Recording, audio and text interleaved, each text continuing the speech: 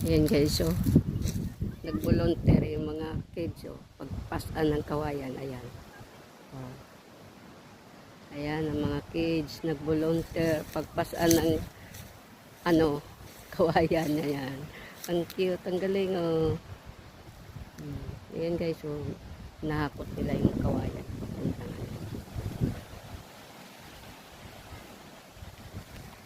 Ayan guys, so pag pinagpala talaga tong punong ito, sa lahat ng punong nakita ko dito, ito maraming bulaklak, pero ito lang talaga ang naiiba oh. Pinagpala talaga siya ng